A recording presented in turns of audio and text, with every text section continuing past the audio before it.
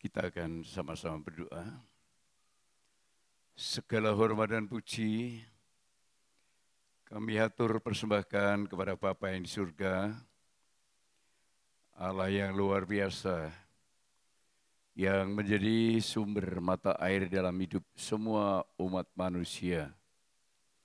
Jika kami memahami ini, kami akan sangat menghormati kepada Tuhan yang adalah Sang Pencipta. Firman-Mu lah Sang Pencipta Tuhan. Mari malam hari ini Engkau berbicara kepada kami, mendidik kami lewat firman Tuhan, supaya kami menjadi orang yang dibenarkan oleh Tuhan. Bukan menjadi orang yang tetap hidup di dalam dosa. Berfirmanlah bagi kami semua yang hadir malam ini, bahkan yang ibadah di rumah. Terima kasih. Firman-Mu kami sambut dalam nama Tuhan Yesus Kristus. Haleluya. Amin. Saya ucapkan selamat malam, shalom. Puji Tuhan, juga yang beribadah di rumah, saya sampaikan selamat beribadah. Tuhan akan memberkati Bapak, Ibu, Saudara semua. Malam hari ini kita akan mendengarkan firman Allah tentang nasihat daripada Rasul Paulus kepada bawahannya, kepada pengerjanya, kepada calon generasi penerusnya, yaitu Timotius, supaya mendidik jemaat itu secara benar, bukan asal mendidik. Kita baca dalam 2 Timotius 4 ayat 1 dan ayat 2. 2 Timotius 4 ayat 1 dan ayat 2. Di hadapan Allah dan Kristus Yesus yang akan menghakimi orang yang hidup dan yang mati. Ini Yesus Kristus yang akan menghakimi orang yang hidup seperti saya dan yang sudah mati seperti almarhum. Aku berpesan dengan sungguh-sungguh kepadamu. Pesan ini perlu diperhatikan. Aku berpesan dengan sungguh-sungguh kepadamu. Demi penyataannya dan demi kerajaannya. Demi penyataannya dan demi kerajaannya. Beritakanlah firman. Beritakanlah firman si pencipta itu. Tuhan Sang Pencipta itu beritakanlah terus. Siap sedialah, baik atau tidak baik waktunya. Seorang pelayan itu tidak boleh banyak alasan, banyak dalih. Siap sedia, baik atau tidak baik waktunya. Nyatakanlah apa yang salah. Teruskan. Tegurlah dan nasihatilah dengan segala kesabaran dan pengajaran. Berita firman Allah itu harus mengandung teguran dan menyatakan apa yang salah, ada nasihat lewat pengajaran dengan penuh kesabaran. Teguran, ditegur itu sakit ya saudara. Kalau bahasa ditegur bukan dengan suara, itu dengan pukul, dipukul. Dipukul itu sakit, ditegur itu yang sakit hatinya, tapi kalau dipukul yang sakit tubuhnya. Namun Tuhan bertanggung jawab, bukan Tuhan terus tidak bertanggung jawab.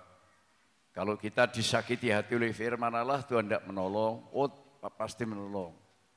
Kalau kita disakiti tubuh kita, dipukul, Tuhan yang akan membebat.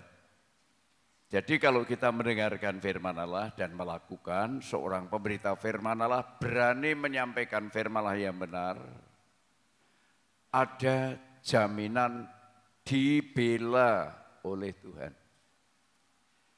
Mari kita melihat contoh dalam kitab Ayub pasal 5. Ayub pasal 5 ayat 17 dan 18.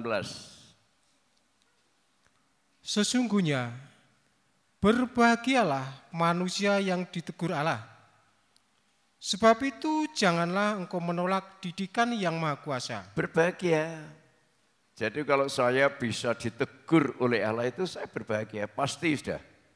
Entah tegurannya itu lewat dipukul, entah tegurannya lewat firman yang keras, entah tegurannya lewat apa, itu hasilnya berbahagia. Terus Karena dialah yang melukai, tetapi juga yang membebat. Tetapi dia juga yang membebat. Dia yang memukuli, tetapi yang tangannya menyembuhkan pula. Ini suatu yang luar biasa. Jadi di dalam Tuhan itu memang harus rela. Kalau kita ingin berbahagia hidup itu tidak penuh kegundahan, kegelisahan, ketakutan, kekhawatiran, kebingungan, ya rela ditegur, rela diajar, rela dididik, karena Tuhan bertanggung jawab. Berbahagialah manusia yang ditegur Allah, bab itu janganlah engkau menolak didikan yang Maha Kuasa. Karena dialah yang melukai, tetapi juga yang membebat. Dia yang memukuli, tetapi yang tangannya menyembuhkan pula. Luar biasa ini saudara. Kalau kita memahami firman ini, kita tidak ada menolak. Kita tidak pernah akan sakit hati. Firman Allah yang menegur kita, yang memperingatkan, yang mendidik kita, atau mungkin pukulan lewat apa. Ya, yang saya di sini yang saya saksikan saudara Amrih dipukul, diel. Ya saudara. Menurut perkiraan orang, Amrih tidak bisa hidup lagi atau tidak bisa normal. Tapi kalau kita melihat firman Allah ini, dia yang melukai lewat ditabrak bis. Ya. Tetapi juga yang membebat, dia yang memukuli, tetapi yang tangannya menyembuhkan pula. Luar biasa.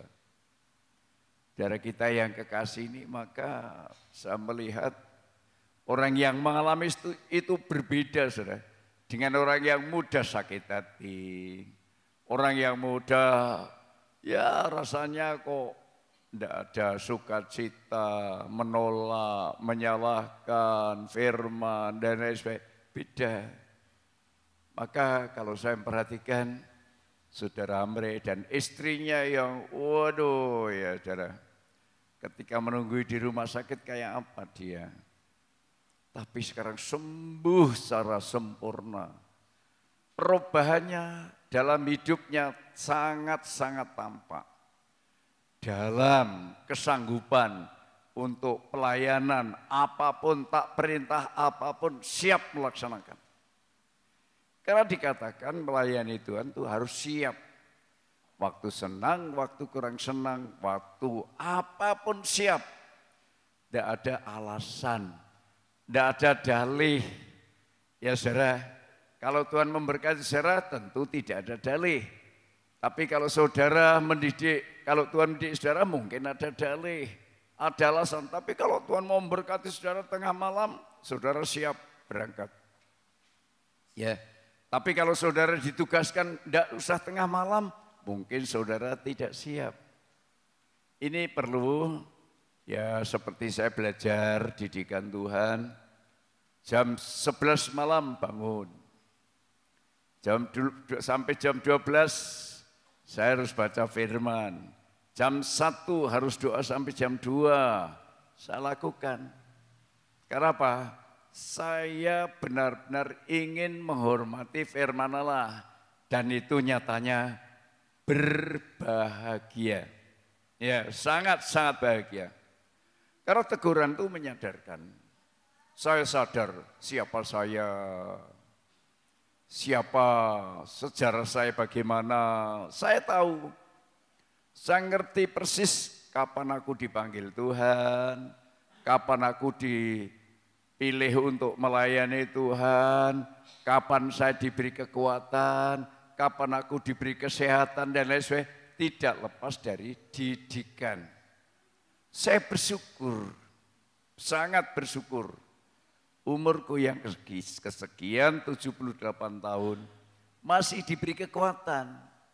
Dengan yang lain banyak lupa, tapi dengan firman walaupun lupa tapi tidak terlalu. Karena aku selalu bergaul dengan firman Allah, belajar pada firman Allah, hingga saya banyak memahami firman Allah. Kita melihat contoh orang yang ditegur sadar, hebat. Kita baca Mazmur 51 ayat yang kelima. Mazmur 51 ayat yang kelima. Sebab aku sendiri sadar akan pelanggaranku. Aku senantiasa bergumul dengan dosaku. Ini sosok orang yang menyadari kesalahan Daud. Aku sendiri sadar atas pelanggaranku. Ditegur siapa? Ditegur oleh Natan. Ditegur oleh Natan. Apa hukumannya kalau seorang kaya raya merebut dombanya, orang yang hanya punya domba satu, betina direbut, hukumannya apa? Harus dihukum mati. Siapa itu? Apa kata Natan?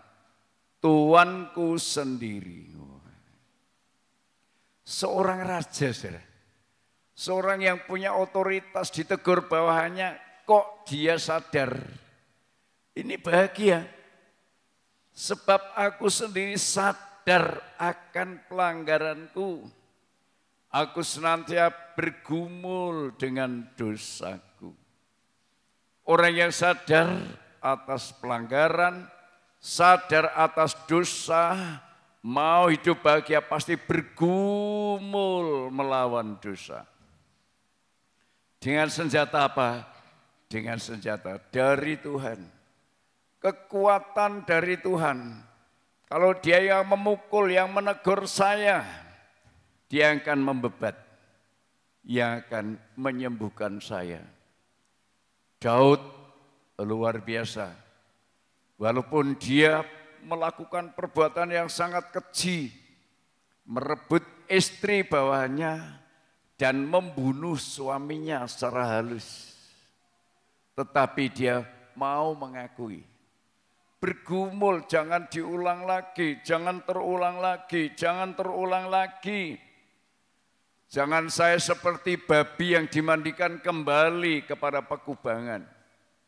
Jangan seperti anjing yang muntah dijilat kembali. Bergumul. Bukan berbuat dosa diampuni, berbuat lagi. Berbuat dosa diampuni, berbuat lagi. Ini sama dengan babi yang dimandikan kembali kepada pekubangannya. Tidak dalam pergumulan, tidak sadar. Orang seperti tidak mungkin akan bahagia. Daud bahagia dibuktikan dalam Injil Matius, silsilah Yesus Kristus, anak Daud, anak Abraham. Jadi Daud dipakai Tuhan, Abraham dipakai Tuhan, Daud disejajarkan dengan Abraham. Abraham bapaknya orang percaya. Tetapi Daud adalah sosok yang memikirkan membangun bait Allah yang digenapkan oleh Yesus lewat kematian dan kebangkitannya. Itulah tubuhnya, itulah tubuh Kristus untuk mempersatukan manusia sejagat ini menjadi satu tubuh di dalam Kristus, Kristus sebagai kepala, supaya pengikutan kita tidak melihat waktu seperti apapun, kapanpun ibadah di rumah dilakukan dengan baik, ibadah di gereja dilakukan dengan baik, harus mengikuti protokol kesehatan, dijalankan dengan baik. Ini namanya ada kepatuhan, ada ketaatan. Bukan, enggak perlu. Enggak. Ini contoh orang yang tidak mau mentaati kebenaran firman Allah.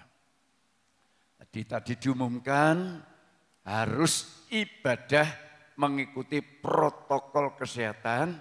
Izin saya turun, tetapi sewaktu-waktu petugas Ya, gugus tugas bisa datang sewaktu-waktu memeriksa saudara. Kalau saudara tidak memenuhi persyaratan, saudara bisa ditarik, suruh pulang. Inilah yang perlu kita perhatikan. Enggak semua saja, tak terkecuali yang ke gereja harus cuci tangan, pakai masker sejak di rumah sudah dipakai, di jalan. Sebab kalau di kota misal enggak pakai, supaya nanti push up, supaya membersihkan apa dan itu hukumannya. Ayo, memang patuh taat itu berat sekali saudara. Tetapi itulah didikan Tuhan, supaya saya dan saudara sudah taat kepada negara, juga taat kepada Tuhan. Saya berkomen di grup saya, wilayah 1-16, ya. Saya memperoleh roh Kristus, roh ketaatan, maka saya walaupun doa malam jam Sabtu malam, tidak pernah absen, karena kesehatannya diberikan oleh Tuhan. Maka rata-rata saat jam 11:30 sudah bangun, saudara. Saya mempersiapkan firman Allah untuk hari Minggu kapan dipakai. Tapi kami sudah persiapan. Saya hidup dekat dengan Tuhan. Saya belajar sungguh-sungguh pada Tuhan. Kenyataannya hidupku yang sudah usia lanjut ini rasa bahagia. Aku tahu umur panjang, kesehatan, semua dari Tuhan. Teman saya guru sekolah minggu, belum lama ini di kamar mandi, mau mandi jatuh langsung dipanggil pulang Tuhan. Apa itu salah? Tidak.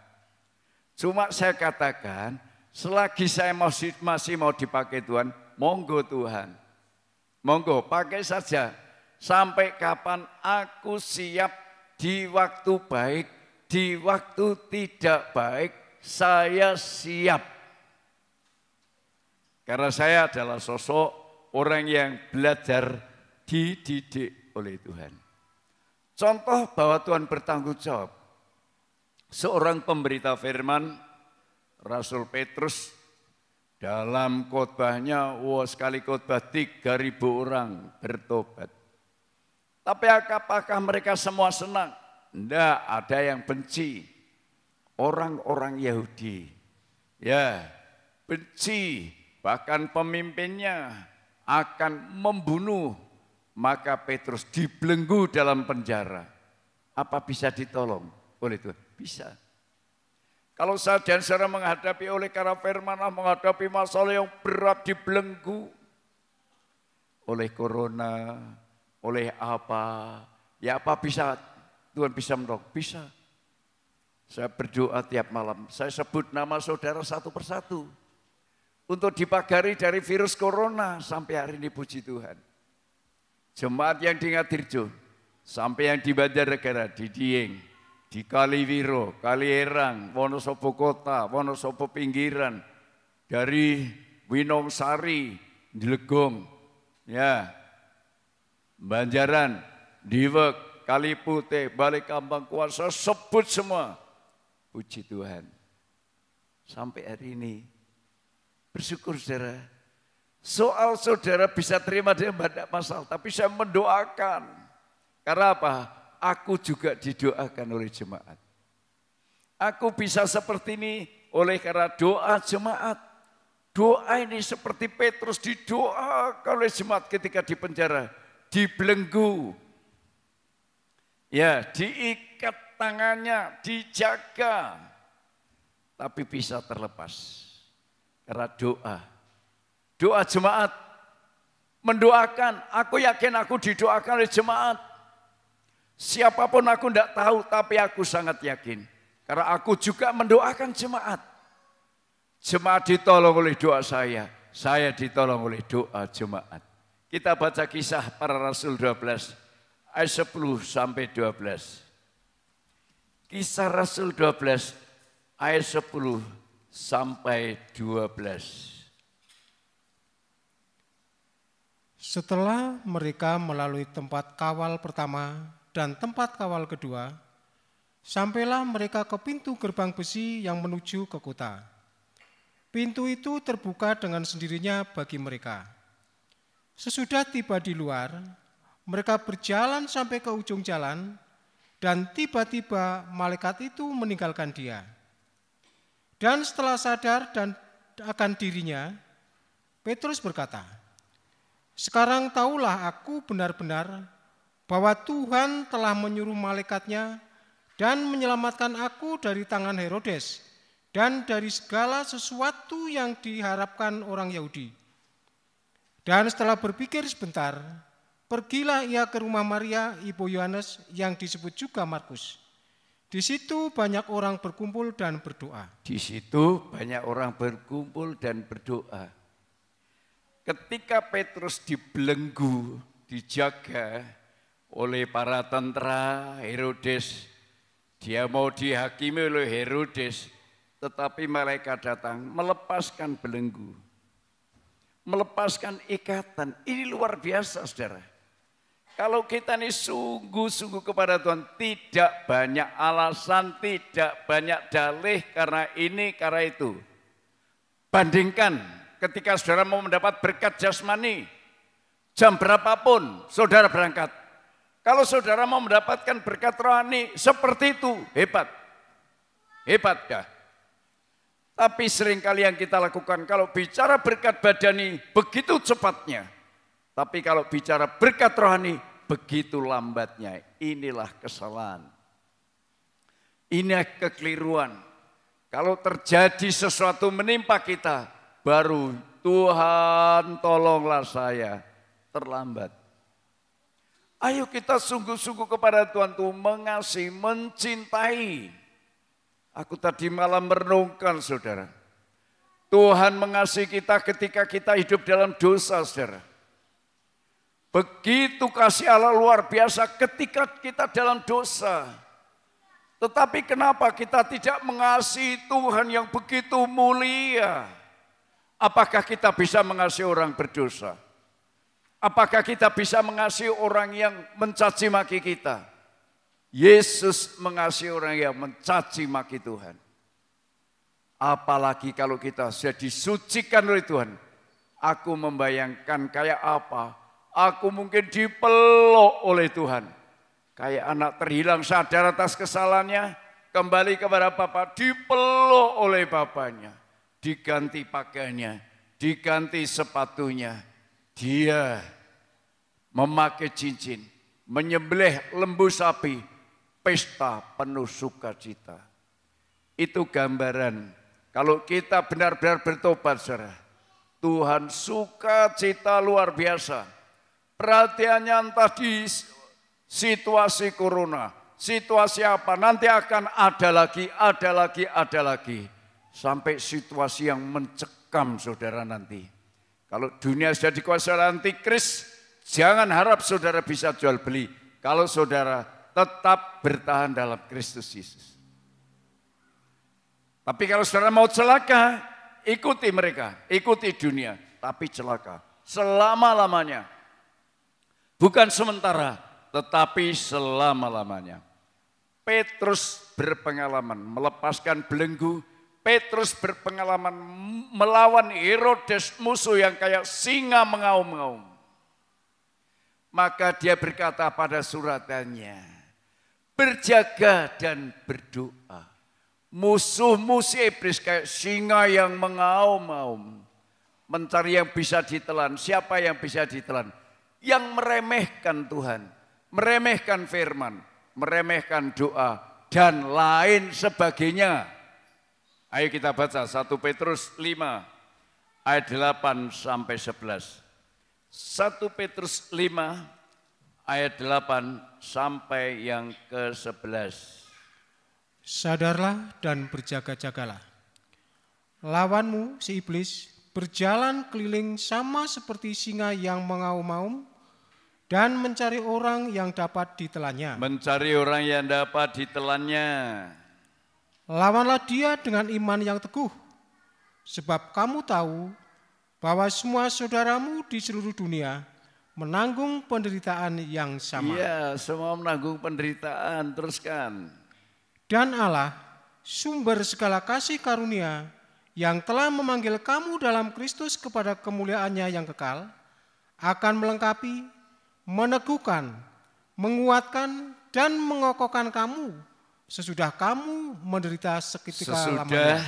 Kamu menderita seketika lamanya, seperti Petrus menderita dibelenggu, di penjara, mau dihakimi, setelah menderita seketika lamanya, ditolong, dilepaskan oleh Tuhan. Terus, Ialah yang mempunyai kuasa. Ialah yang punya kuasa Sampai selama-lamanya. Jadi Amin. Tuhan kita yang kita sembah ini punya kuasa yang selama-lamanya, kuasa yang kekal. Dimanapun, kapanpun, waktu jam berapapun, Dia tahu keadaan kita.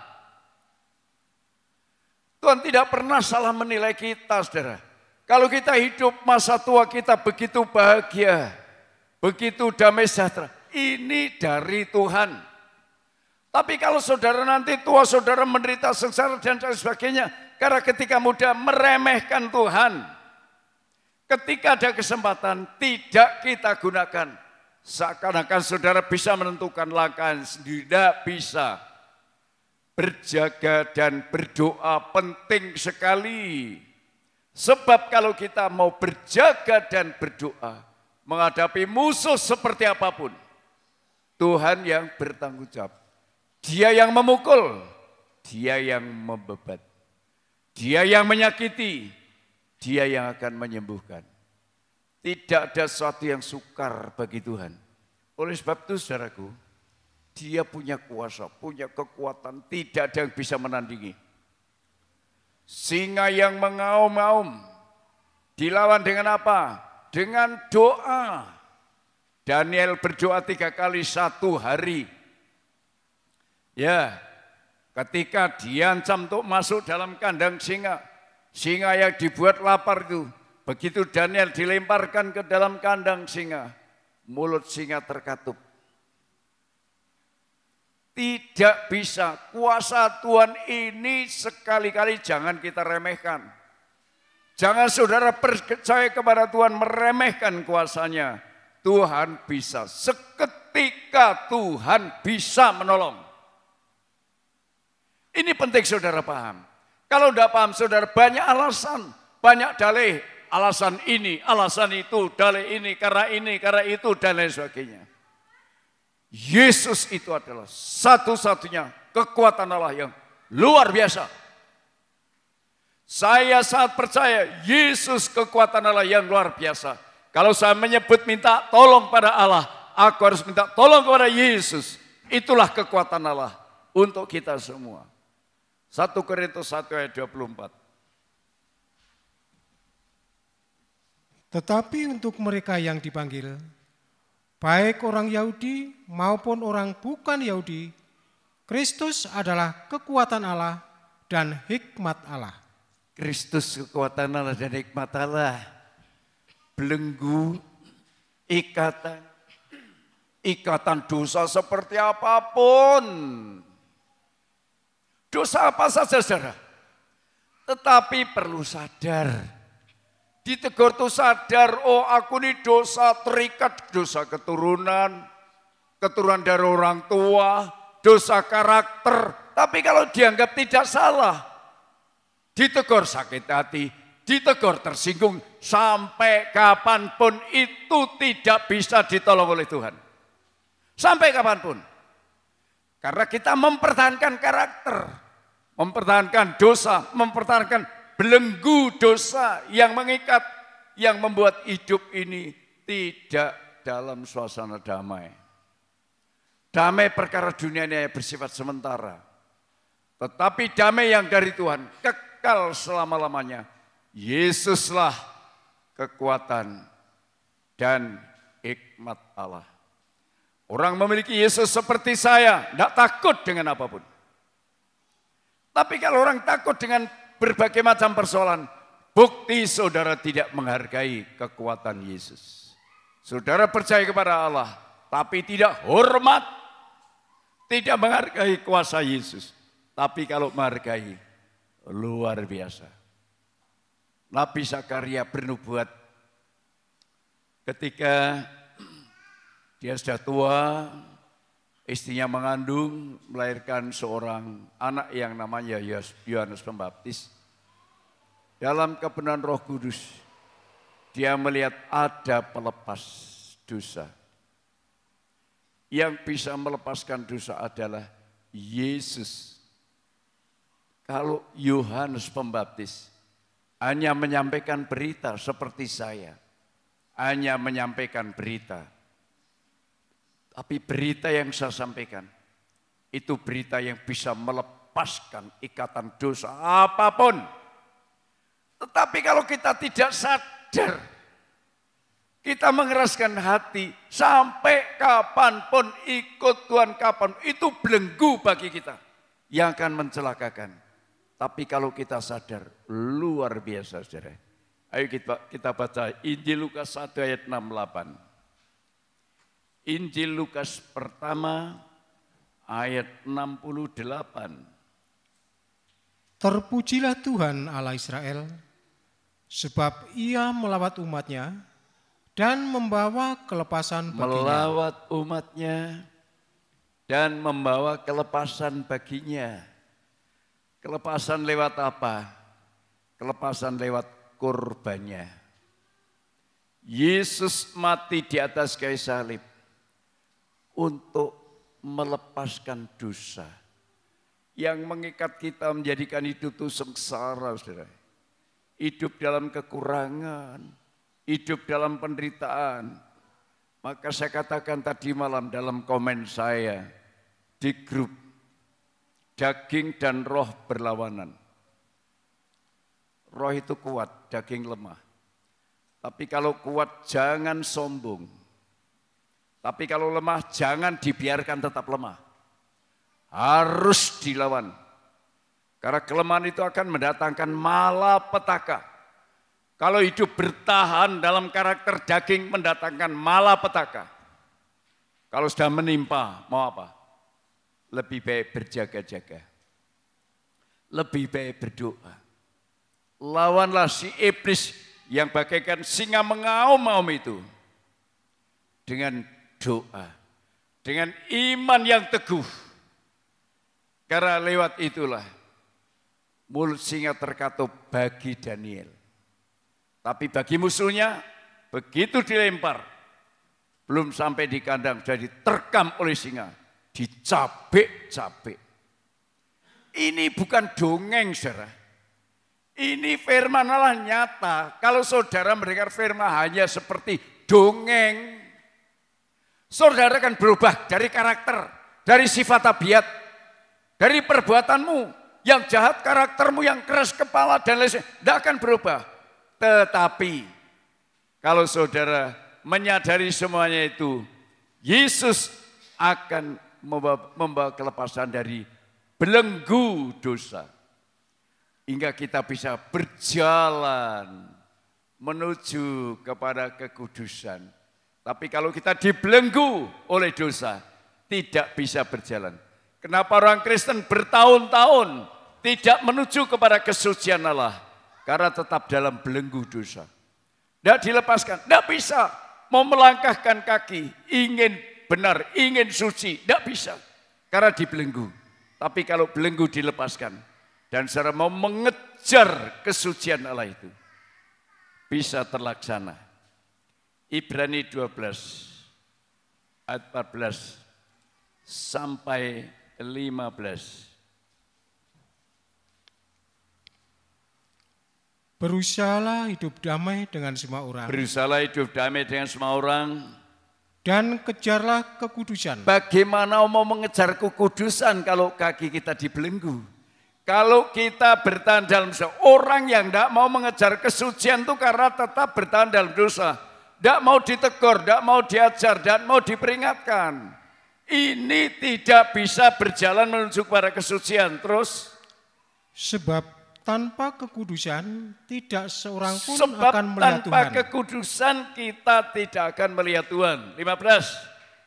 Jagalah supaya jangan ada seorang pun menjauhkan diri dari kasih karunia Allah. Jangan ada seorang pun yang menjauhkan diri dari kasih karunia Allah.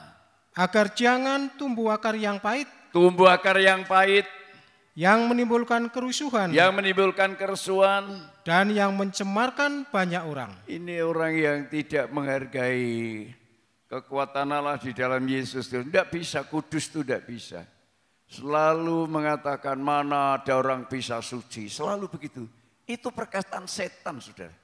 Jangan diikuti itu. Itu bisikan iblis dalam diri kita yang tetap mau mengikat kita. Tapi kalau kita ini sudah yakin dengan korban Kristus, kekuatan Allah mau melepaskan kita. Saya yakin dosaku dilepaskan. Lepas. Ya, dosa apa saja yang membuat belenggu, yang membuat kita sengsara menderita. Lepas. Dan kalau sudah lepas, bukti lepas, kita akan mengejar kekudusan. Hidup damai sejahtera, hidup bahagia, hidup dalam kesucian itu kita kejar. Hingga kita bisa melihat Allah, bisa bertemu dengan Allah. Karena tanpa itu, saudara, waduh, hidup kita tidak bisa berjalan sesuai dengan maunya Tuhan. Yang ada adalah kebencian, yang adalah sakit hati, yang ada cuma itu hari-hari. Orang Kristen sakit hati, orang Kristen membenci, karena tidak paham firman Allah. Tidak paham kekuatan Allah yang di dalam Yesus yang luar biasa itu tidak paham. Tapi kalau paham, luar biasa. Mungkin diejek, mungkin diolok, mungkin dia apa, bisa menerima. Monggo Tuhan, karena Tuhan saya menanggungnya. Buat saya adalah hamba yang mau taat kepada Tuhan. 1 Yohanes 3 ayat 5 sampai 6. 1 Yohanes 3 ayat 5 sampai yang ke-6. Dan kamu tahu bahwa Ia telah menyatakan dirinya supaya Ia menghapus segala dosa, dan di dalam Dia tidak ada dosa. Karena itu setiap orang yang tetap berada di dalam Dia tidak berbuat dosa lagi. Setiap orang yang tetap berada di dalam Dia tidak berbuat dosa lagi. Setiap orang yang tetap berbuat dosa tidak melihat dan tidak mengenal Dia. Setiap orang yang tetap berbuat dosa tidak pernah akan melihat Dia, tidak pernah akan mengenal Dia. Itulah bukti saudara sembrono dalam ibadah, sembrono dalam pelayanan. Tapi orang yang siap melayani dalam situasi seperti apapun, itulah orang yang sungguh-sungguh. Karena saudara, segala sesuatu yang kita kejar di dunia ini akan musnah. Saya bersyukur saudara, saya usia begini saya dirubah oleh Tuhan. Ya, aku melihat bahwa segala sesuatu yang di dunia, kekayaan seperti apapun akan hilang. Itulah yang saya sangat menghargai korbannya Tuhan. Saya sangat menghargai salibnya Tuhan. Karena di situ terjadi satu kuasa yang luar biasa. Kalau kita bicara tabernakel, pertama-tama pintu gerbang masuk di halaman. Setelah halaman masuk ruangan suci. Setelah ruangan suci masuk ruangan maha suci. Yang bisa masuk ruangan maha suci hanya imam besar. 1 tahun sekali. Siapapun jangankan masuk, mengintip pun dihukum mati. Ada satu tabir pemisah yang kuat yang tidak bisa ditembus oleh manusia biasa. Itulah sebabnya Yesus menjadi imam besar yang dia mati. Karena dia bukan orang Lewi. Yesus adalah dari suku Yehuda. Maka kalau dia berani masuk ruangan Maha Kudus untuk mendamaikan antara manusia dengan Allah, harus dihukum mati. Itulah sebabnya Yesus mati di atas kayu salib. Matius 27 ayat 51. Matius 27 ayat 51. Dan lihatlah, tabir bait suci terbelah dua dari atas sampai ke bawah, dan terjadilah gempa bumi, dan bukit-bukit batu terbelah. Ya. Dan lihatlah, tabir bait suci yang merupakan pemisah antara ruangan suci dan maha suci yang tidak bisa ditembus oleh manusia biasa. Setelah Yesus mati di atas kayu salib, terjadilah penyatuan. Inilah artinya tubuh dan kepala menjadi satu. Tubuh Kristus dibangun oleh kematian dan kebangkitan. Saudara dan saudara, bukti kita tubuh Kristus, kita bisa bekerja sama. Satu dengan yang lain, bukan egois, bukan merasa saya paling hebat, saya paling terhormat, dan lain sebagainya. Tapi kita semua adalah sama, satu di dalam Kristus. Sebagai tubuhnya, bisa saling menghargai, bisa saling menghormati, doa mendoakan, satu dengan yang lain. Mari kita nyanyikan salib yang mengubahkan, Psalm nomor 182.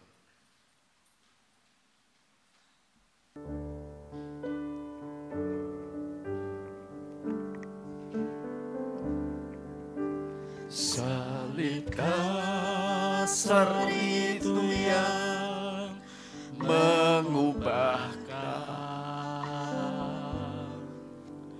hidup yang telah gagal dan menderita.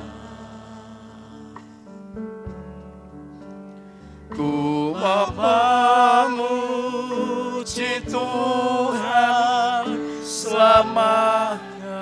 Ada pengharapan. Jangan minder kalau saudara banyak dosa.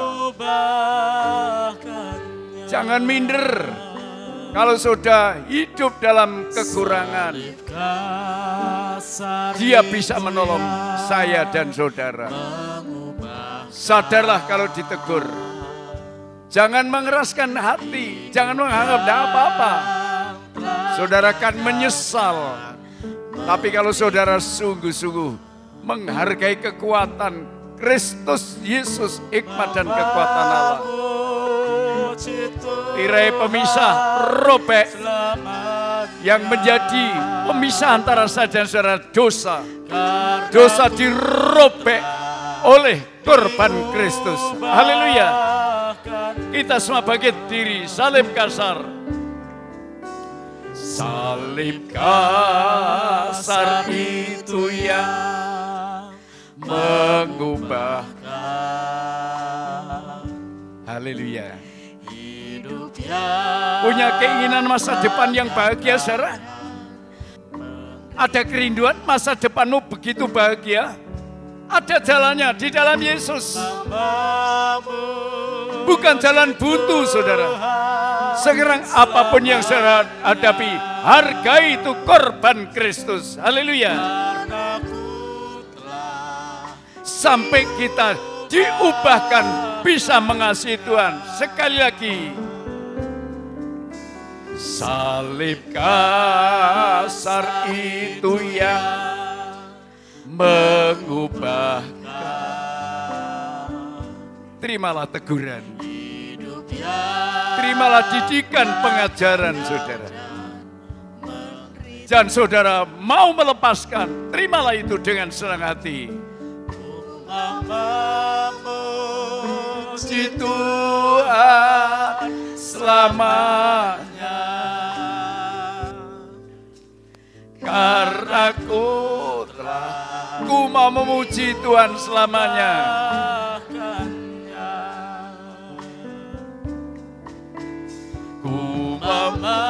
Memuji Tuhan selamanya, karena ku telah diubahkannya.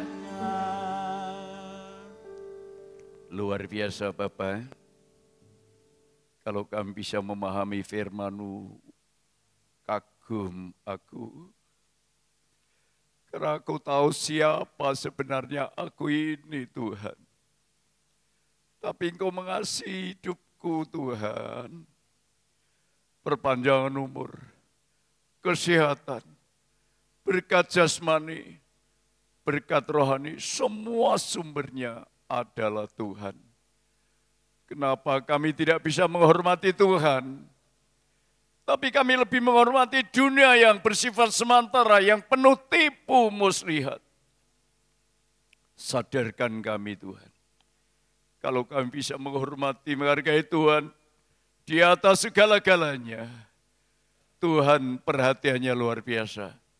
Kami akan menjadi manusia yang dibedakan dengan yang lain. Dengan orang yang sembrono dengan Tuhan. Terima kasih untuk firman-Mu malam hari ini. Engkau memberkati kami, memberkati jemaat-Mu. Ibadah yang selalu memperhatikan protokol kesehatan. Biar Tuhan ini pelajaran bagi kami, supaya kami juga teliti atas dosa-dosa kami. Atas kotoran-kotoran yang ada dalam tangan kami. Kotoran-kotoran yang ada dalam hati kami selalu dibasuh lewat firman Tuhan. Berkati semua kami, berkati yang ibadah di rumah tidak terkecuali, ya Tuhan. Terima kasih. Inilah doa yang kami aturkan kepada Bapa malam hari ini. Semua kami peraskan dalam nama Tuhan Yesus Kristus. Saudara-saudara yang dikasihi Tuhan, pulanglah ke rumah masing-masing. Turunlah kira berkat damai sejahtera dari Allah Bapa, cinta kasih sayang dan kemurahan Sang Putra dan persekutuan Allah Roh Kudus memberkati saudara, menyertai, melindungi, menjaga saudara, sekarang, besok, bahkan sampai selama-lamanya, hingga hari Maranatha. Dalam nama Tuhan Yesus Kristus kami peraskan doa ini. Haleluya. Semua kita katakan, amin. Selamat malam, Tuhan berkati.